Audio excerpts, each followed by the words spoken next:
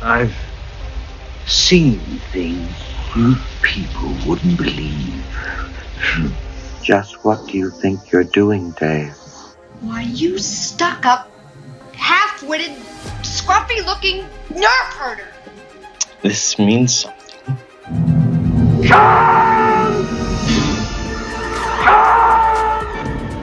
I am Locutus of Borg. I must not fear. And fear is the mind killer. Get away from her, you Nerd! Nerd! I'm Matt Kressel. And I'm David Mercurio Rivera. And this is Nerd Count. I'm Matt Kressel, and I'm here with Mercurio David Rivera. And today we have a very special guest. Very special. Very special. We have Alaya Dawn Johnson joining us, who is temporarily visiting us in New York from Mexico. So welcome, Alaya. Hi, Alaya. Hi, thank you so much for having me. Yes, she's an amazing writer and one of my favorite people. And I'll start off by giving you a little background on her. Alaya Dawn Johnson is the author of Trouble the Saints, winner of the World Fantasy Award, Reconstruction, her debut short story collection, and The Library of Broken Worlds, recent winner of the BSFA Award for fiction for young people. Alaya has lived in Mexico for the last decade, where she sung in a blues band, gotten her master's degree, produced a documentary, written novels, fooled around and fell in love.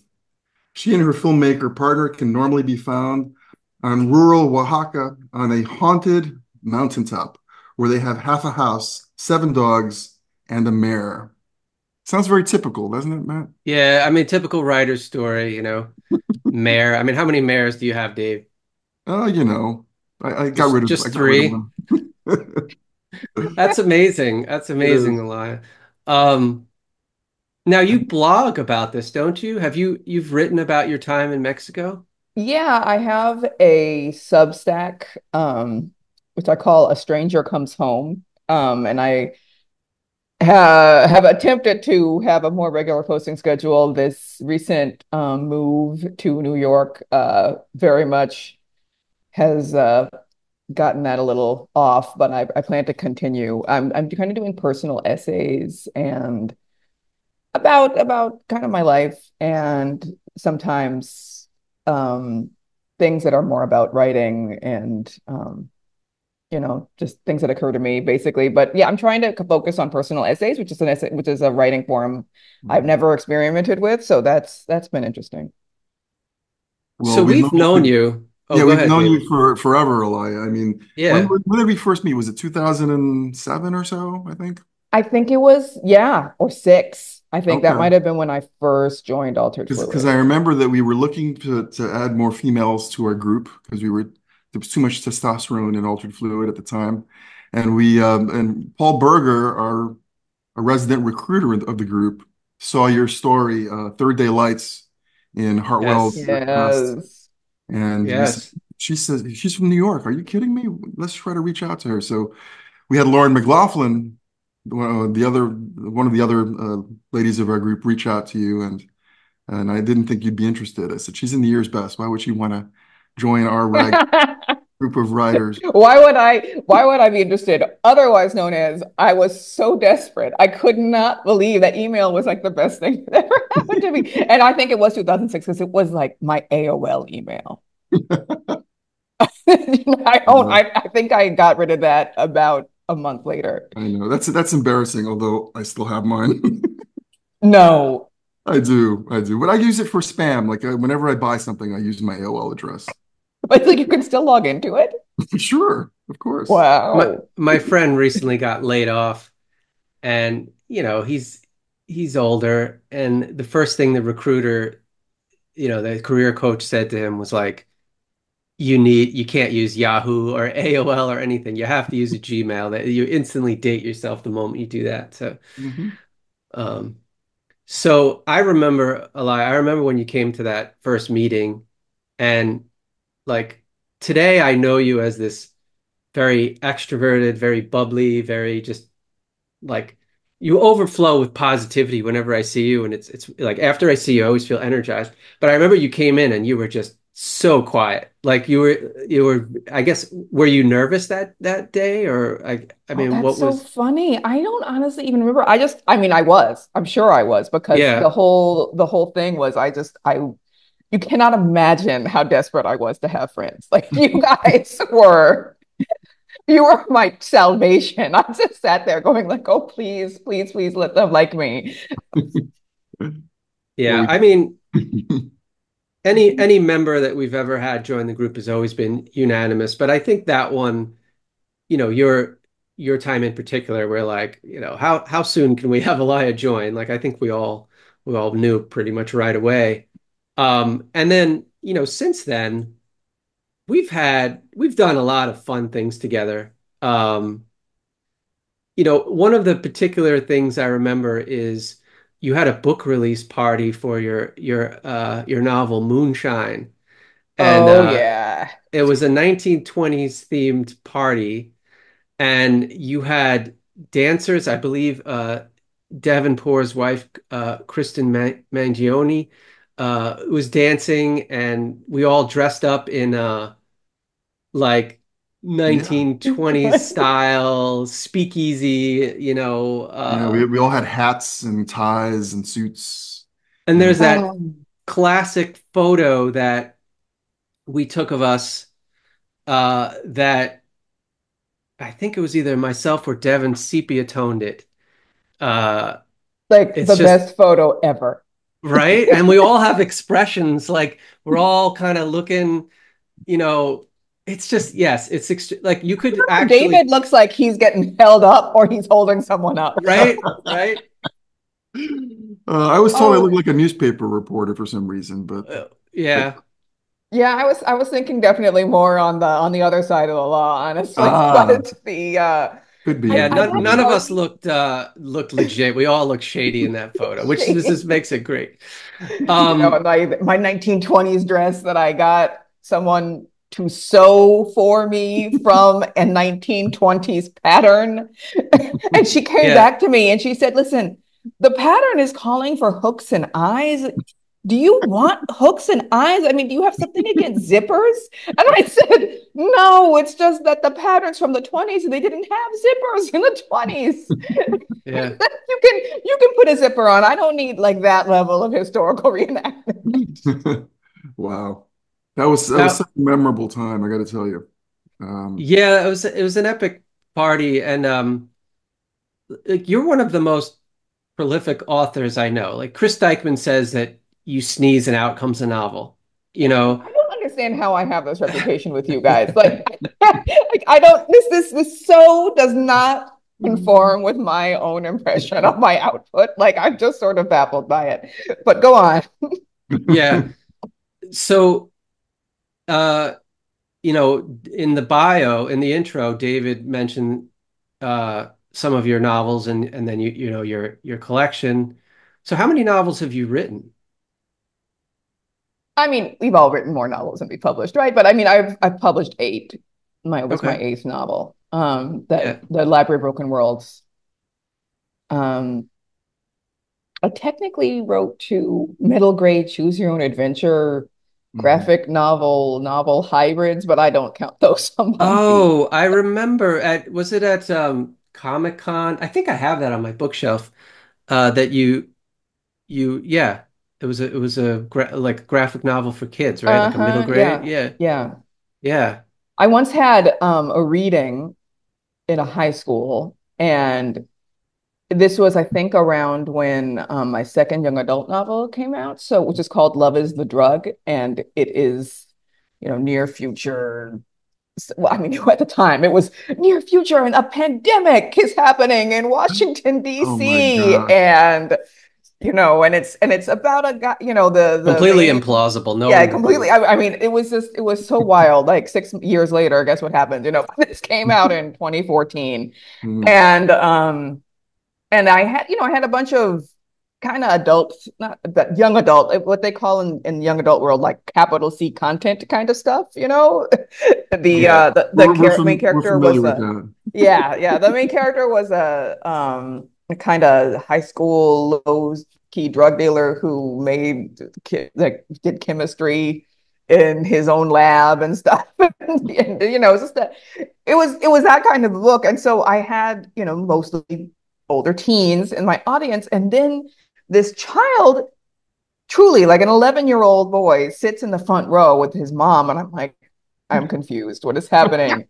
And I thought, I'm like, is he in the wrong room? Like, what is going on? He's like, no, I'm here to meet Alaya Johnson. And I'm like, Oh my what? God. What do you mean you're here to meet Alaya? Like, why? And he says, because you wrote my favorite book. I'm like, what did I do? I have no idea what's happening. And it was one of those choose your own adventure books. It Oh, was Oh, Detective wow. Frankenstein. oh And wow. I thought, okay. Yeah. This is Content warning. yeah, Yeah. exactly. This is what happens when Yeah. you write a wide range of books sometimes. Yeah. Well, I've yeah. warned you, Elia. I've said always, my common critique whenever I see Elia's stories is this is YA, take out that sex scene, or Pick up that sex scene. take it Does out. And he then Elia have to goes, does Elia he have to kill the ignores me, father? and she That's why the ignores young me. adults are reading it. The young adults are reading it for that scene. And then, of Right. course, the book becomes a big hit because of the sex scene in it. Right. But think of the children, Elia, the children. Think of the children. That's exactly what I'm doing. So you've traveled quite a bit, I think, right? Yeah. Yeah, I mean that's one And thing that we've talked about in their previous podcasts. How oftentimes, taking an exotic vacation or traveling can inspire tons of new stories or a new book. And boy, have you've traveled big time, right? I mean, Yeah. you've you grew up in Washington, is that right? Yeah. I grew up in DC. Mhm. And I think my first international trip was it Japan? No, my first international trip was West Africa. I went with my father to Nigeria, and we went from Port Har. Well, we landed in Lagos, then we drove to Port Harcourt, and then we were going to fly from Port Harcourt to Accra, Ghana, which is not a long flight. But there were these like really dense harmattan, what they call harmattan winds coming in from the Sahara Desert, which is just like a lot of particulate matter, plus the mm, smog in the city combined to just we were just walking through pea soup, and the planes couldn't take off. And I remember sitting in that airport for a day with these massive moths. I mean, truly, I have never in my life before or since seen a moth as large as these moths. Like they were wow. birds. Do you know what Like kind of species it was? By any chance? No. no clue. Just Yeah, that they because were flying I in the want to lights. Google it and Oh, see I what they mean, look like. huge. Just Yeah. flying in the lights, and that was when I discovered that ants could fly, and I was just so appalled. Right. Now it seems hilarious to me because I live Now in they know how to fly. Mexico. Right. I was like, they're already ants, and now they fly around and land in my food. And Uh, this is also funny to me now because at the time I had a lot of like bug phobias and stuff. I would say it's really true that you can get over things like that just by exposure because living in rural Oaxaca, I just live with the bugs and I don't care. And there's giant moths, not as giant as the ones I remember from West Africa, but they're pretty large and ants fly all the time. As a matter of fact, we eat flying ants in Oaxaca. really? Yeah, it's a Hmm. delicacy one day of the year. It's oh my gosh, it's amazing. Speaking of inspiration for stories, I'm trying right now to put that in a novella I'm developing. And yeah, but so my first big trip was that, which was woo, that was a trip and a half. Because my father was at the time like an emissary for this religion that he raised us in, which you could call a cult. And Oh he wow. was going there. He was the person who had basically brought this religion to West Africa. And so he was a very important figure in that region. Anyway, so the harmattan winds came in. There were moths everywhere. We couldn't fly. We actually got on the plane it took off, and then I felt it like bank super hard. Like imagine you're in a car and someone does it like a sharp U-turn, but you're in a plane. So it was really disconcerting. And 10 minutes later, we were on the ground again. They were like, "No." The pilot said, "No, we Oh aren't wow. doing this." Usually that you would hope the pilot would say no before you're in the air. Yeah, yeah, I too would, but I guess maybe there'd been Right. a lot of pressure because we'd been waiting and we couldn't Yeah. leave the airport. It was one of those things where like every hour they said maybe we'll take off, so we just like sat in a very hot airport lobby, for a Mm. day and a half. And then at that point, my dad said, "That's it. Let's get out of here." And he just went outside and negotiated with some cab driver, and we just started driving. And that trip ended up being us driving across three borders. We Wow. drove through Benin and Togo to get to Ghana in Now, cab. yeah. Now, I know you speak Spanish and English, obviously, but when you were traveling through these countries, did you understand the language, or was there a language barrier? Well, in Ghana and in Nigeria, they speak English plus Hmm. many, many other languages, but like the kind of lingua franca is English. And so that wasn't an issue, but crossing Benin and Togo definitely was an issue because those are francophone Yeah, countries. Okay. And we didn't spend that much time there, but there are definitely some incidences with the police that were asking for bribes and Oh my. mm, me doing things that I should not be doing, like taking photos of them with my disposable Kodak. And like just, I was 17. I don't know what to tell you. yeah, I had weird ideas. And yeah, so I mean, but no, I didn't. I mean, I spoke some French I had taken in high school. I mean, I guess so. I was in high school at the time, so it should have been pretty fresh, but there's a big difference between high school French and the sure, French people are speaking in, Benin and Togo. Like, so I mean, I would have right. had to have a kind of a much higher level of French, I think, to be able to manage that. Yeah. Well, what you described sounds like an Alaya Dawn Johnson story to me, One day, especially the giant moths. right, especially Is that the where your giant giant fruit came from? my giant fruit. I just love gigantism, apparently. I love miniatures and I love extra big things that are not supposed to be big. And I keep including them in my stories. I think I just recently wrote another giant fruit.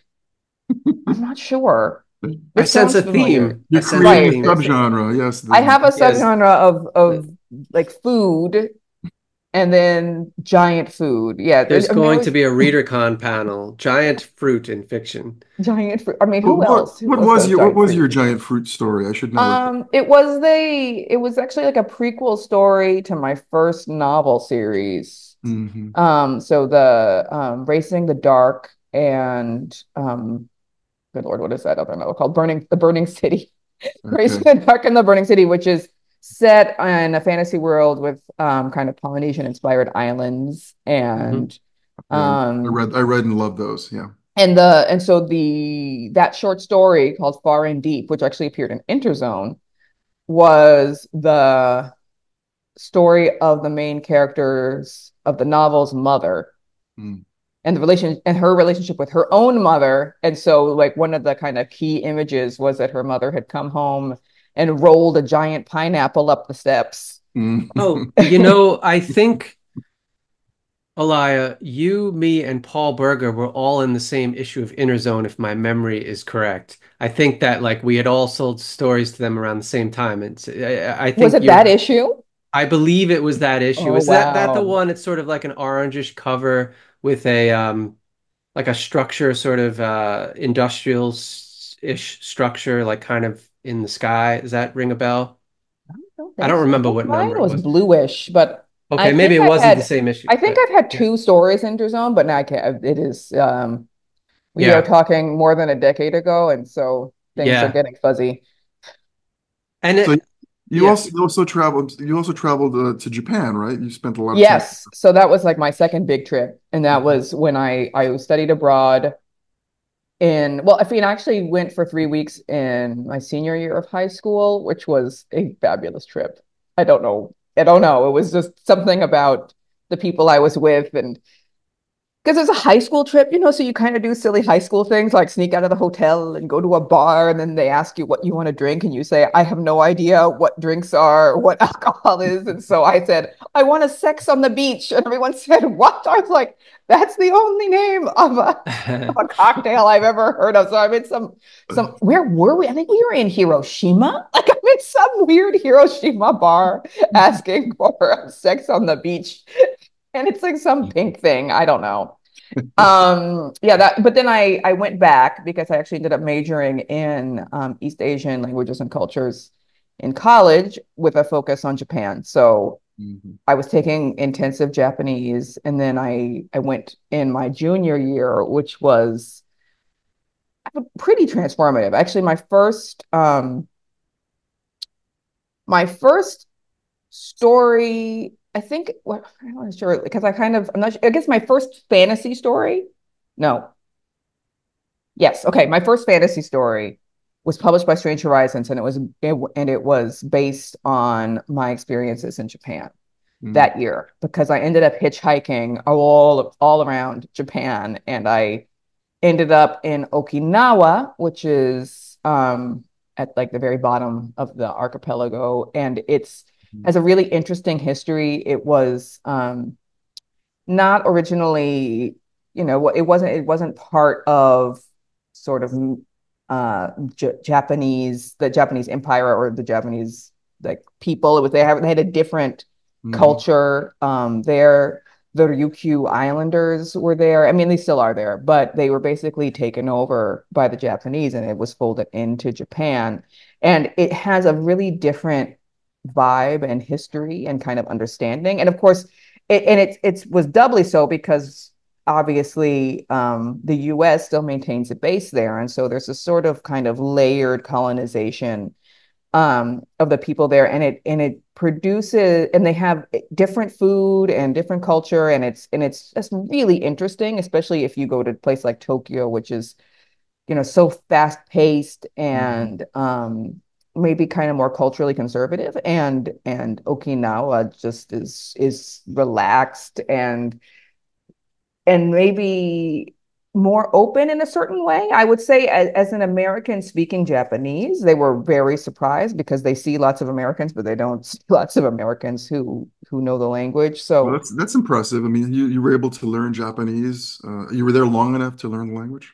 I mean, I it's because I'd been taking it. That was my third full year of Japanese, because I'd been taking like the intensive course in college. But I will say my Japanese improved more in my 2 weeks of wandering around the country than it did in my entire semester abroad, because I was suddenly in these situations where I really had to use it. And then I was down in Okinawa, which is already like pretty far south. And then I took this ferry to this island, which I'm not sure exactly why I'd heard about it.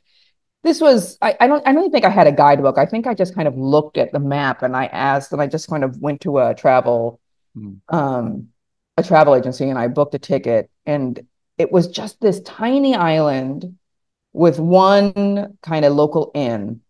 And I was walking around the island, and I noticed like a flash of white off of the side of the road. And it was just, imagine just sort of, it's like kind of overgrown bush on the side of the road. And I just kind of like walked closer to it because there was a kind of cliff or rock behind it. And I realized that I was looking at a human skull. What? Really? What? Yeah, I was looking at a human skull. Now, I mean, I'm not a physical anthropologist, but I'm pretty sure it was a human skull. Okay. And it was just kind of sitting there. And then I looked in further, and there were bones. And again, I couldn't tell you if they were really human bones or not, but I mean, there was a human skull. So, and I just thought, and it was sort of sitting there, and it wasn't hidden. Okay. I mean, certainly if you lived there, you probably knew what was there. Wow. Oh yeah, that's Phil. Yeah, exactly. Yeah. I thought to myself, like, this is so weird. Like, this is so weird. What is happening? what is going on? So then I kind of back away slowly. I'm like, I don't want anyone to think I'm doing something with the human remains over here. And then Oh I my keep God. walking, and really close by. I mean, I couldn't really see it from where I was because the road was curving, but really close by, there were two memorials. Hmm. And they were clearly memorials, and I couldn't really read the Japanese. It's very hard to read Japanese. And I never got that good at it because you need to know so many kanji, and not as many as you need to know to read Chinese, but more than I knew. So I was sort of trying to figure it out, but it seemed clear that those memorials were some kind of like mass grave Mm. memorials. Right. Mhm. And I just thought, like, what is happening? And then I met these old people, and it was a lot of old people on the island. I guess this happens a lot also in villages in Mexico where the young people tend to move away. So you end up with a lot of like children and old people. So, they were talking to me. They had a very different dialect. So I had a real hard time understanding them, which in its own way was just like marvelous. And just because I realized I was in such a different place. I mean, I Wow. was still in Japan, but I was in such a different place. And afterwards, I came back home and I looked it up. I was just trying to find, this was internet of 2000.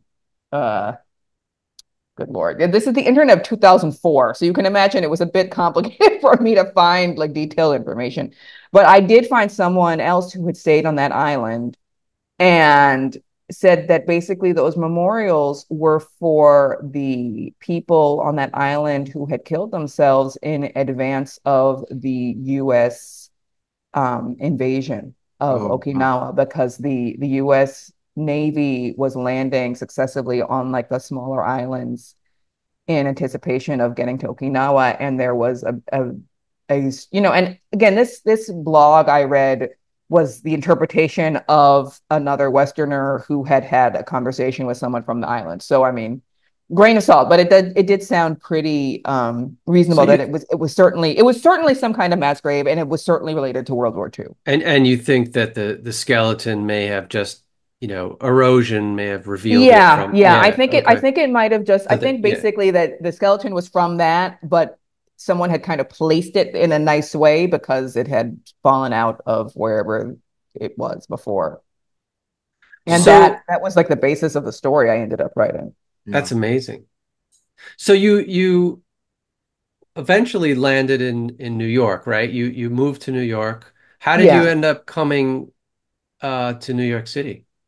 Oh, I was because I was a school. I went to Yeah. Columbia, and then I did not much like Columbia, but I loved New York. And so I contrived to stay because I did not want to go back home. Right. You And were employed here, I remember. You had a corporate job that you were not happy with. yeah, I worked very briefly in New York publishing. It did not Hmm. agree with me.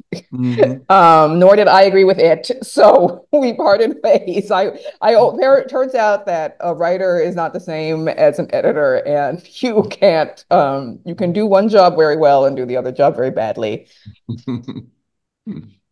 It is true. I was an editor briefly, as you know, Alaya. You helped out with Sybil's Garage, so did Yeah. David. And I hit a point where I realized I can only do one or the other. I can't do both. Some people do, and Yeah. more power to them. That's amazing. I found that it was just more than anything, it was a time suck for me. It was like all my creative energy was going into editing, and I was like, where do I want to spend my time? Do I want to be an editor or I want to be a writer?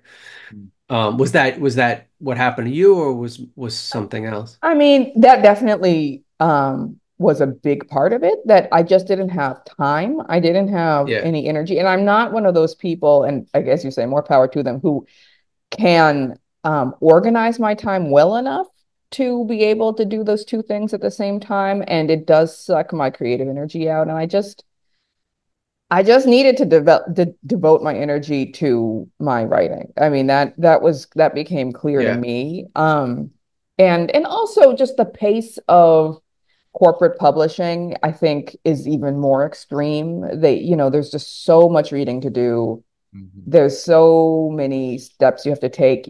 They're kind of chronically understaffed, so Yeah.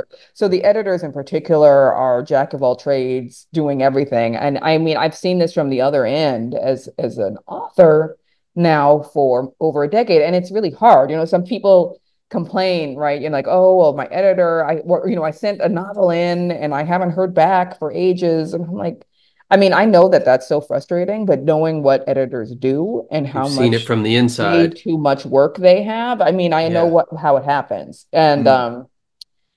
and I don't think it's good. Like I don't think that I think our industry and publishing would be a lot healthier if it did not require that level of self-sacrifice and overwork. But right now it's part of the reality. And it's like if I'm gonna have to overwork, I need to overwork on my novels. Yeah. Yeah.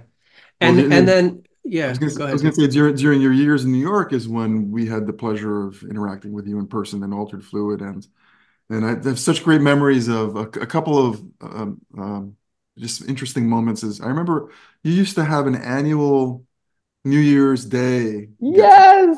Oh, Oh yes. my gosh, I And love it's, when you guys are remembering all my parties. This is like the yes, best thing. I always yes. I And always that was thought that that was like the famous ostrich egg party. yes, the egg part. I mean, it was technically an egg party, but the ostrich egg was the pièce of the party. So this my egg party was everyone has New Year's Eve parties, and in fact Matt has like his famous New Year's Eve party. So I was not going to compete with a New Year's Eve party, but I thought, well, you know, people are hungover and they don't know what to do, and you could get sort of depressed, and why not get together again, And you have know, ostrich and eggs. have eggs, and It an was an egg. ostrich egg. Well, there Yes. was ostrich eggs, but I also had little quail eggs that Quail eggs. That's I right. also Yeah. like fried them and put them on little toasts, and duck eggs. I mean, really, it was a It was, cholesterol jamboree over there, and yeah, I I'd never seen an ostrich egg before. I it didn't was realize huge.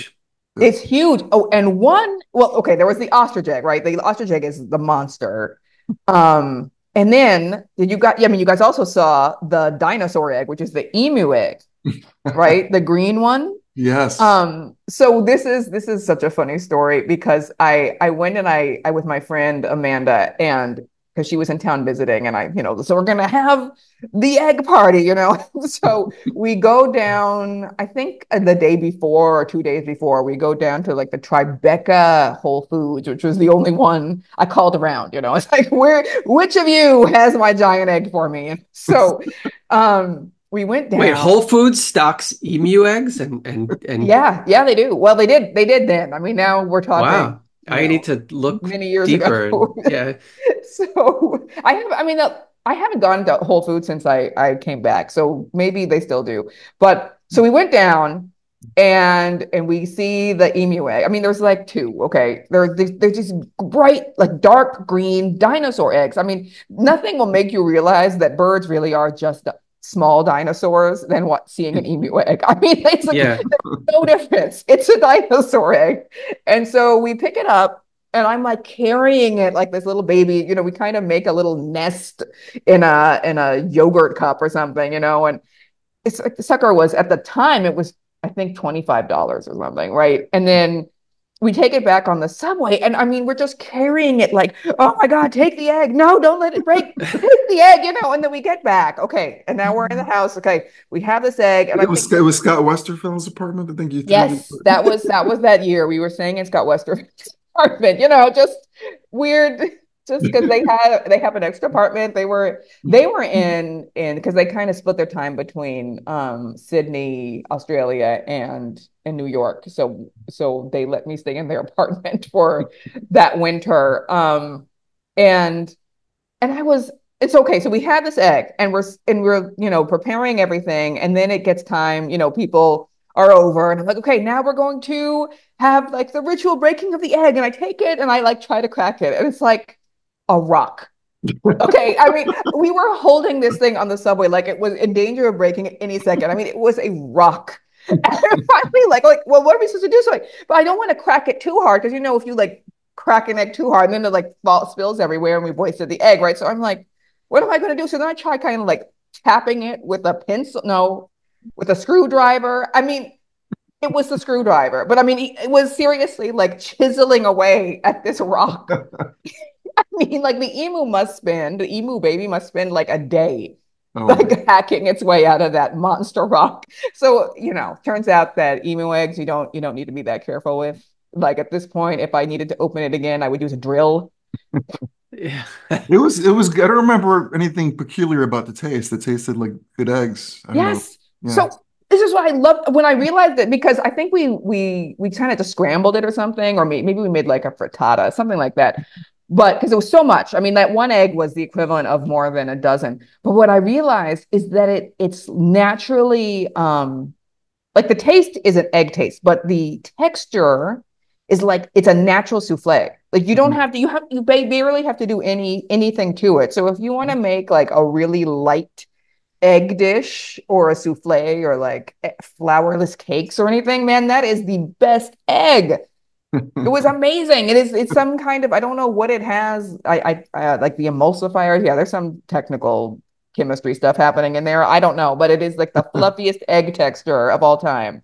Wow. Well, I have that recollection, and I also remember that you, Alaya, were in charge of organizing our writers' retreats. So we would, our Yes. group of writers Yeah.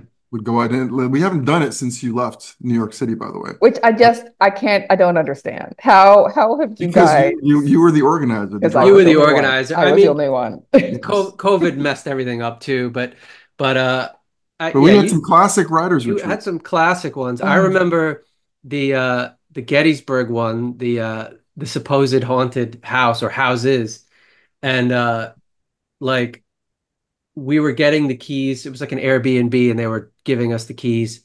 And then somebody, I don't know if it was you, Eli, or someone, or maybe Devin was like, "Oh, I heard the place is haunted." And the woman goes, "Yeah, we had some contractors do some work, and they ran screaming from the house. Anyway, here's the keys." We're just like, "What?" Oh Um, yeah. And I of course, remember we a had to have you had to seance. have a of course, you Yeah, had seance. the yeah, seance. that was a tense moment in Mm, the It in made the perfect house. sense. Yes. And some people were sort of like, "Oh, we're just going to have fun," and other people were like, "We have to take seriously the spirits." So, I know. It was fun. I mean, the lights went out. It was a cliche, but one of the lamps, the light went out in the middle of the seance. oh So my take God. Well, that. there were two houses, if I recall. Yeah, Like there were there wasn't two. enough for like the one house was this old stone house on a road, and it was in the middle of these cornfields, but this was like November or December, so the Hmm. corn had been harvested, so they were empty. And then some people were staying at the house, which was, I don't know, a quarter mile, a half mile away. And to get from one to the other, you had to walk through the like barren cornfields. And if I recall, it was like a new moon. It was really, really dark. And we just were like walking across the thing. I remember it was very cool, but also very creepy. Yeah, I remember you guys telling me. For some reason, I only did that walk once. I think I just Mhm. parked myself in front of the fireplace in the old house and said, "You guys have fun." Yeah, see ya. So, yeah. Um, So I'm trying to think of some other But retreats we went. my Oh, personal favorite retreat, just in terms of the wildness, was I think it was the first one.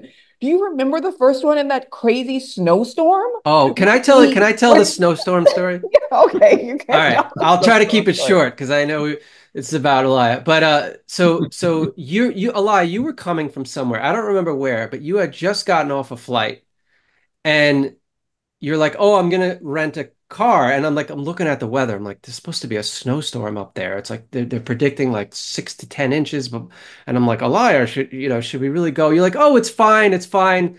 Um, you like you pull up like 2 hours late, and I don't remember what kind of car it was, but it It was was the like small, a the Ford tiny. Pinto. It was I like a mean, Ford Pinto. It was the it smallest was car. the most And ridiculous I'm like, car. well, why didn't you get like a four-wheel drive car at the very least, or like a bigger car? And you're like, well, the guy tried to upsell us, and I didn't like him, so screw him. And I'm like, but this is his little dinky car.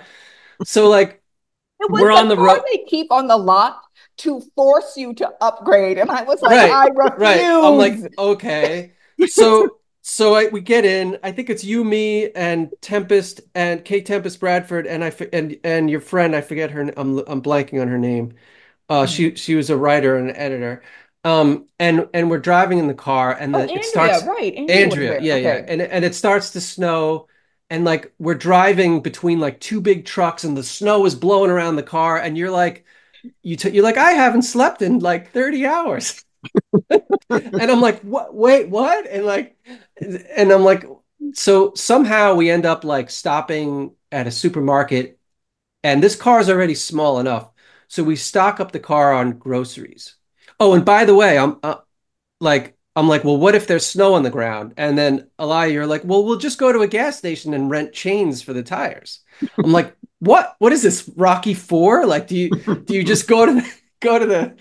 I've never seen this anywhere that they rent chains for your tires. So we tried to do that, and the gas stations are like, what are you talking about? So we find we're in Wood. This is in Woodstock, or technically, I think it was Bearsville, Right. and like there's like it might be 10 inches at this point on the ground. Like the main road is okay, but like so I'm sitting in the back seat. I got groceries stacked on my lap. I can barely see out the window. This little car is barely chugging along. And then like there's this giant hill. It is like, I mean, I don't know what the incline was, but it had to be like 15 to 20 degrees. It was steep hill and probably a quarter mile long, maybe more. And it's night, like It's dead of night. nighttime by this point. Yes, it's nighttime by this point. The snow is swirling around. So we go and we try to go up, and the car's just not going. It keeps rolling back. It keeps rolling back. So By I'm like, rolling back, well, you mean like sliding back. Like I'm sliding sitting there into going like like, ditches on the side. holy crap. So we so I was like, well, what if we go really fast and then just, get some momentum going? So we tried to do that. Nope. Like one point I think we almost literally slide into a ditch, and then that car would have been stuck. We would have needed tow. So we're like, well, maybe the house isn't that far up the hill. Like, I think this was maybe before like GPS, This was Google definitely stuff. before GPS. We Yeah, were so we we were didn't know struggling. exactly how far it was. So like Tempest and I get out of the car, and we're like, we're gonna hike up the hill in the blizzard. There's no lights around anywhere. We're just gonna see how far this house is. And I'm like, wait, I have a book light. I pull out my book light, and it's like Sting, like I'm like Frodo with Sting, the glowing sword. I'm going up this mountain in the blizzard. Tempest is behind me, and I'm going, and I must have made it like a quarter way up, and Tempest is like, "Fuck this, I'm going back." She turns around and goes back. So we're like, "Well, what do we do?" And then like some of us are like, "Well, we could just hike up the hill. It can't be that far." And then others like, "No, I don't want to do that." So we somehow managed to get the car down the hill. There's a bar, which I think today is like the Bearsville Cafe, and we park there. And I think you and I, Alaya, go into the bar, Yep. We and go we're into like, the anyone bar. know where we can rent chains? And they give us like a cross-eyed look.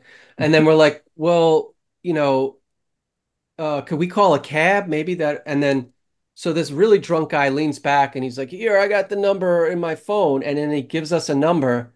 And then his Oh, friend, I totally this woman, forgotten this. this Oh woman my goes, God. that's your number, Bill. And he goes, oh.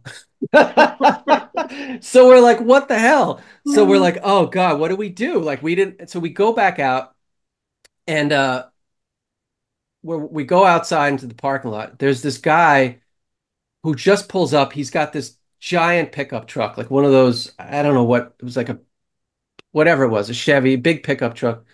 Gets out, and like, Alaya gave him like sad puppy eyes. We're like, oh, we're trying to get up the hill, and he's like, well, where's the house? And we're like, Ohio Mountain Road. He goes, West Ohio Mountain Road. Like he knew the road instantly. And we ended up like all like we just Yeah. met this guy. We threw all of our luggage and We just groceries, got a and ride. we And I just got was it right. like, And yeah. And this was anyway, so he drove the us up best his idea. truck, his four-wheel drive truck was like boom, boom, boom, like right up the hill. But anyway, it was quite the adventure getting there. And then I will just say one more thing. Like the day we were going to leave, it starts snowing again. Like we were there for like 5 days or something. And then snowing in the morning. And like we're supposed to be out of there by like 10:30. It's like 10 o'clock, Elia, and you're still asleep. Like you're a late riser. And I'm like, what the hell? Like we got it, there's snow on the ground. And then eventually there's like 4 inches of snow. And like we try to call a cab, and the cab's like we're not going up that hill. It's too, we can't get up there. And Ohio Mountain Road. Hell Ohio no. Mountain Road. We can't go up there. So you're like, well, we'll just call the owner and just stay another day. I'm like, no, I had to get home. People had to get home. So we had to hitchhike down the mountain just to get down again. Like this guy, and again in a big truck was like, took us down the mountain. But it was quite the adventure. It was a huge adventure. It was my first time. I did not repeat the Ford Pinto experience. I was going to say, I'm not sure if I want you organized. I'm not so sure about organizing the trips anymore. But I felt so proud of myself for having sort of somehow figured it out. I remember after we got into the bar and I saw that everyone was drunk, I was like, we have to just wait for someone to arrive so that they're not drunk yet. And then the guy arrived and I was like, jackpot. Yeah. Hey dude, please let us ride in your car. You put on the charm really nice. You're like, oh, we're trying to get up the hill, and he's like, I'll take you up there. But no, but you organized some great ones. That one, I mean, the house itself for that one was great. I think there was like a huge Easter Island statue in front and like a little like a turret at the top that you could like sit and write in. And there was a hot tub, and there was another one you organized that had horses. up in Woodstock that had chickens and horses. Yes, that one too. I think in Pennsylvania. Yeah, no. I think the chickens and horses was that Pennsylvania? I thought it was Kent. It was right on the border of New York. I believe it was Kent, Pennsylvania, or Kent, Connecticut. Connecticut. Okay. Yes, yeah, it was a Connecticut one. Yeah. So that one, there were horses, and then there were chickens, and then every morning you would go out to the coop and get eggs. And then you were like, what is it with you and eggs? The hens were trying to peck me, and you're like, I got attacked. But then the eggs were delicious. Eggs and gigantism. Those are the two themes that could occur. I love eggs. Yeah. I love eggs. I love fruit. We had some good trips. But I wanted to, I was going to say, I got a chance during those writing retreats to see bringing back our conversation to writing. Yeah, I was going to say, we need to circle it back. We were doing that for writing, obviously. This is all about the extent to which we'll go to write. But I got to see Alaya's process firsthand with my own eyes.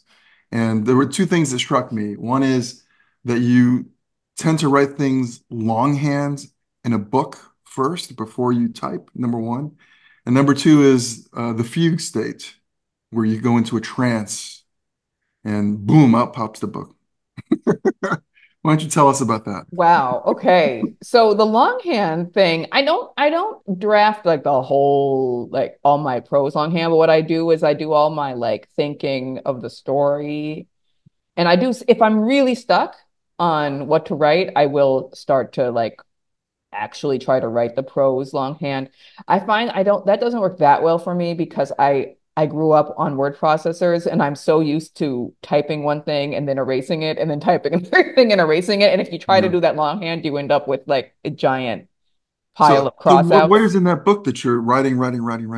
I'm writing my plan for what I want to do. It's like outlining, but it's much less structured. So I'm just saying like, this doesn't work. I literally sometimes write things like that. Like I have this, but this doesn't make any sense at all. And then I'll say like, so what? So maybe if I do this, or maybe this character does that, and then I'll just sort of keep going. And I can spend weeks doing that. Wow, interesting. Yeah. It depends on how complicated the book is. I mean, you should see the Mexico novel I've been working on for the last, 15 years. Like I've got a lot of notebooks filled with notes for that. Because that's like my whole process is just to use longhand and to think through things longhand. Right. And for a second, I had an iPad and an Apple Pencil. My iPad died a year in. There was nothing I could do about it. But for a second there, I had, I had the Apple Pencil and I was doing it on the drawing app. And so I have like, it was just like one giant scroll because there's no pages separating it, but it's just like 50 pages of me, but what I loved about that was that I could draw and change the colors and then keep going. And so I would have like illustrations of things I was talking about, Oh, wow. and like the sketch of like the planetary system and my monetary system and stuff. And then I would keep going. And I mean, that was for the Library of Broken Worlds. In that revision, that process, I spent truly, I think, about 3 months doing nothing but longhand, like world building and planning Wow. before I wrote at That all. kind of, I mean, we had a whole podcast where we talked about outlining versus pantsing and the different Mm. approaches. And that's interesting because it does sound like a hybrid thing where it sounds like pseudo outlining to me, where you're saying, then I'll have a scene where this happens. Oh, maybe not. Or, just kind Yeah, of, exactly. And I yeah. and I and I tend to keep pace with where I am in the novel. So I'll Mhm. have a general idea of what's happening. And then once I hit a certain scene and I realize my plan didn't work, I'll stop and then I'll go back to my notebook and say, didn't work, and write like, well, what Yeah. about this and what about that? And then I'll get a little further and then I'll go Yeah. back to writing. So I just kind of I'm just like I'm just kind of keeping pace with myself with my notebook. Wow.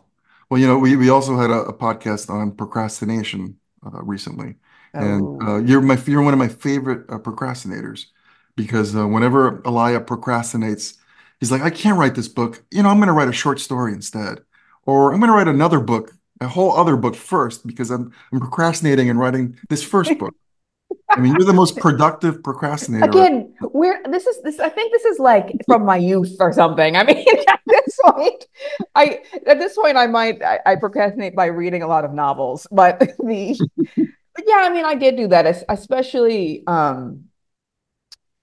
I don't know. I think it happened a lot when I had books under contract, and I Mhm. had, yeah, I did do that all the time. Now that you're saying this out loud, and I'm like, oh yeah, like how did I write Moonshine? I wrote Moonshine because I was procrastinating writing The Burning City. That's how that happened. I was like, oh no, I don't want to write this novel that is hard. I will write Moonshine instead. Wow. David and I collaborated together on two short stories, and I know that you recently collaborated with Janelle Monae on a story, Yes. and I'm very curious to know what that was like. Yeah, I mean, it was a dream come true. Because, as you guys probably know, because I have been a Janelle Monae fan for more than a decade. Like, We saw her in person, right? Yeah, yes, we saw her in person with Connie Willis Yes. right. in where was it? Was it It's like a The new WNYC Studios, radio? I think. Yes, yes, yes. There was only like 40 people in the audience, Yeah, which is exactly. There was crazy just a because like tiny she's number so of people in huge the now. audience, and she's so huge now. And this was when she was, and I had been following her for like a couple of years before that. Mhm. And I don't know if Nora even still has this picture, but like Nora in K. Jemison was with us, and she took like she did her hair up a little, when the Janelle Yeah, Monae I kind took of that. I do. took that photo. I have that photo. You have that photo. Yeah, it's all. I think it's on Facebook if you look for it. It's but I'll send it to you. But yeah, it's Nora and Janelle Monae, and Nora's kind of dressed up like Janelle. Yeah, Yes, yes, I love yeah. that so much. Especially now, I'm like, it's like two giants of the field. So, at the time, we were just like two bumbling writers in the field. But but yeah, that I mean, I love Janelle Monae. So when I got this email in my spam folder, which this is why I obsessively check my spam folder, by the way, because I got an email and it said, would you be interested in working with Janelle Monae? Oh, Like, let me know if I can call you. That was it. That was the email. And I oh, said, what? Like, hold on, pause. Is this real? It's in my spam folder, but my Gmail likes negging me all the time. It like constantly puts real offers of work in my spam folder. I'm like, really, really, Gmail.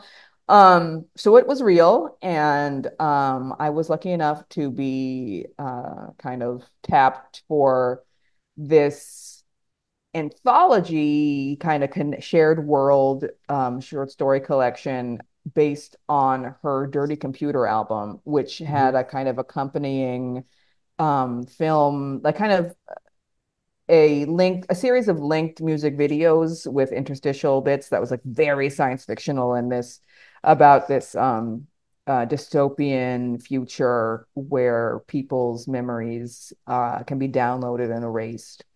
And it's really cool. Like the movie, what she calls the emotion picture, and basically she and her team wanted to expand that into prose, and I was like, please Lord, where do I sign up? This is so exciting. And so it turned out that what they needed was someone to write the novella for, like, the opening novella for the collection, which has the same title, The Memory Librarian. And they came to me with basically the general idea, the characters they wanted to have. And so then I developed out kind of like a character arc and a story. It was a pretty short kind of initial paragraph that they gave me.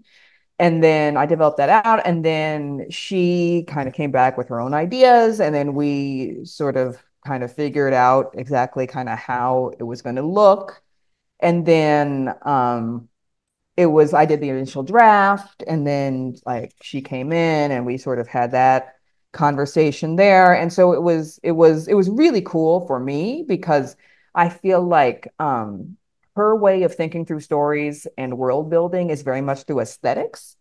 Um, and in a really interesting way, but she's very much kind of starts with the way she wants things to feel and look, whereas I am just this like highly cerebral world builder, and I'm like always dealing with like the systems and cultural norms and things like that. And I think you can get at deep world building either way, but it was really interesting to kind of start with the aesthetics, like in her vision, and then myself kind of bring a lot of like this super nerdy science fictional world building. And so for example, she has this kind of an aspect of the dirty computer world is of course that people's memories are recorded and cataloged, right? And it's this dystopian future, white supremacist future. And so some people are tagged for being kind of deviants, and their memories are erased and things like that. And the memory librarian character is this Black woman who has kind of climbed the ladder in the system and is in a token in this white supremacist world. And so I was kind of modeling her after, well, not modeling her on Condoleezza Rice, but thinking kind of like Condoleezza Rice was sort of my model in the sense of a really intelligent Black woman who nevertheless is serving the interests that are, harming her community. And because there's certainly people who I would say aren't, that smart who are doing that, but like she was clearly somebody who had made a certain kind of choice, and I was interested in how someone decides to do that. And one of the things was, if they're collecting these memories, like what are they doing with them?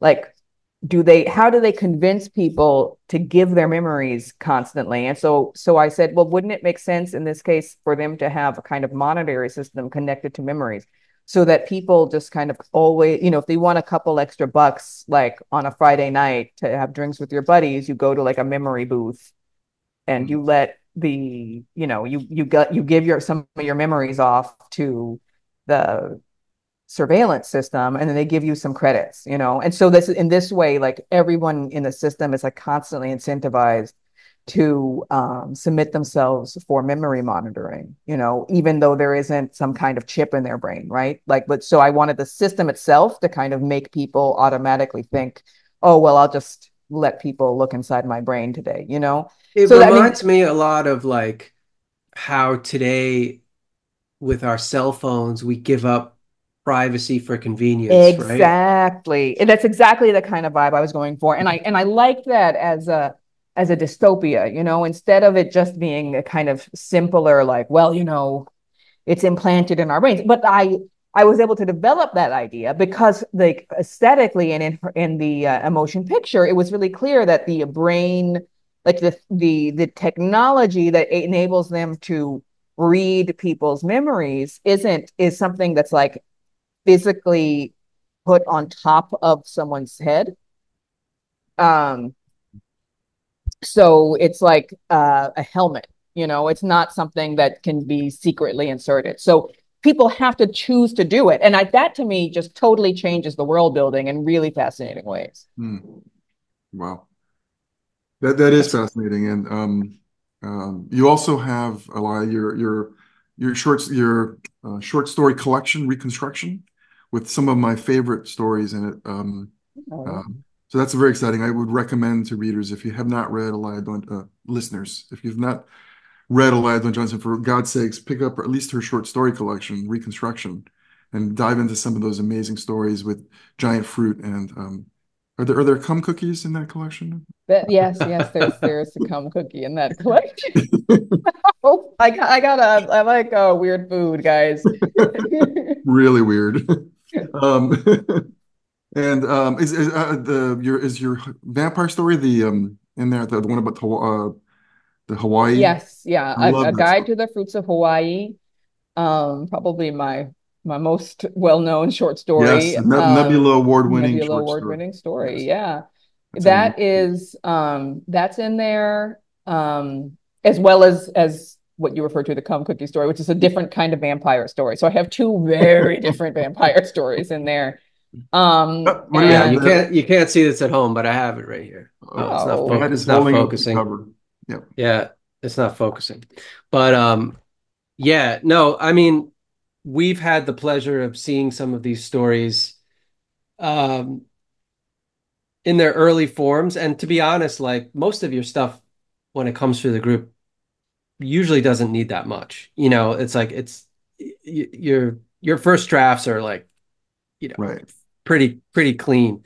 But no, this is oh yeah, Third Day Lights is in here. Cool. Um, but this is a great intro to Alaya's work. And then if you wanted to introduce people to your work through the novels, uh, probably most of our listeners have heard of you or read you already. But if someone has never read you before, what novel would you recommend to them? yeah, I feel like this is the strange sort of downside to following my muse where it leads me, because I write really different things. But I would say if it's more like the fantasy side of things, Trouble the Saints is a good place to start. Hmm. It's Which is a World Fantasy Award-winning yeah, novel, by the way. my yes, Trouble the Saints. And I mean, I'm really proud of the work I did on that novel. And you guys saw the first drafts of what I thought was a novella. I mean, just it took so long for me to figure out like how to turn that into a piece that I wanted to write. So that, and then maybe, I mean, I'm pretty proud of the Library of Broken Worlds, which is my latest young adult novel. It Why don't is you just tell us the premise of that one, so that listeners can okay. can get it. Yeah. So the Library of Broken Worlds, which was recently nominated for the Ursula Le Guin Prize. So that Awesome. is like overwhelming with joy over here, because Ursula Le Guin is one of my all-time writing heroes. So it's a novel that takes place many thousands of years in the future, in a world in which after a great kind of war that killed billions of people, the human societies have established peace based on four uh, alternate, or sorry, artificial intelligences that are so powerful they consider them to be gods, and they exist in this giant library, which is kind of a center for peace and the center of human government. And the gods form the library, and they tunnel beneath the earth in like their arteries. And this main character was born in the tunnels beneath the library, in the kind of bowels of the gods. And she was created by the gods, but does not really know what for. And she's raised by the head librarian, who's is one of the most important people in the universe, and who found her. And she ends up kind of understanding more about the circumstances that led to the creation of the library, And it deals a lot with colonialism and imperialism and the kind of the cost of peace, and what we consider to be peace and justice. It's got a lot of I would say kind of philosophical, like social philosophical kind of discussions in it. It's a coming of age story, and um it is told from the perspective of that character as she is speaking to a different war god and a different artificial intelligence who is wants to kill her, and so Scheherazade like has to tell him stories of her life. I mean, it just sounds amazing. I haven't read it yet, but it's totally on my list. Sounds right up my alley. Absolutely. Um, so I think we're coming up on almost an hour. Um, so we should probably wrap up. Yeah, Uh, Alaya, where can people find out about you? What's your web address? Well, my website is alayadawnjohnson.com. Mhm. Um, I attempt to update it every once in a while, and obviously my Substack is probably the place to find out things that I'm doing and more about me, which is A Stranger Comes Home, or alayadj.substack.com, I think is how you would find it. Okay, terrific. and did we miss anything? Anything you want to talk about that we didn't? The only thing I could think of is we totally missed Mexico. Like, why the heck she went to Yeah, Mexico? why I went to Mexico, right? Oh Why did you yeah, go? I moved to Why? Mexico Oh and yeah, I went to that a little haunted thing. mountain and I produced a documentary film and I have a mayor. There's too much. There's There's too too many much. things. Yeah, we were like reminiscing too much, but I know. that also happened. If you're curious as to how that also happened, that is what I mostly write about on A Stranger Comes Home. Yeah, you're amazing. I can't believe that you picked up Spanish so quickly. I mean, when I first met you, you spoke a few words, and now you're absolutely fluent in Spanish, which is so impressive. Well, there's nothing like You even needing to got your eat. master's degree in I Spanish. got my master's degree in Spanish. Yeah, that was a little Mhm. more than needing to eat. That's called I want to write my Mexico novel. So, Ah, this is my ironically, my year in the US is going to be my year of writing my Mexico okay. novel. And what was your thesis again? It was on fermented corn dishes in the ritual calendar of the Aztecs and how the symbolism and the semiotics of food and fermentation in the context of Mesoamerican religious life. I can talk way too much about this subject. Wow. Well, okay. Wow. I think we've not covered that. We've covered Mexico in kind of that quick thumbnail sketch. And tomorrow you're also reading at the Fantastic Fiction at KGB. So we're recording this on September 10th. So tomorrow, September 11th, Alaya is reading with Sarah Beth Durst at the series. And for those of you not in New York City or who cannot attend, we have a podcast of that, not this podcast. It's kgbfantasticfiction.org where you could listen to that reading. So thank you, Alaya, so much for joining us. It's always a pleasure talking to you, Oh, thank you and guys so much. I I think love like I going down said at the memory lane with beginning, you. yeah, I Mhm. always feel energized after talking to you and excited. And you know, part of that is that there's so much more to say. I always feel like there's so much more that I'd like to talk to you about, but of course we can't do this forever. But David and I have a little sign off we like to do. We just say farewell, nerds. So we'll do Except you have three, to two, first spread out the word nerd, though. That's very important. yeah. Okay. So we do Okay. three, two, one, and then say it. So if you want to join us with it, all Okay. right, you ready? Okay. Three, two, one.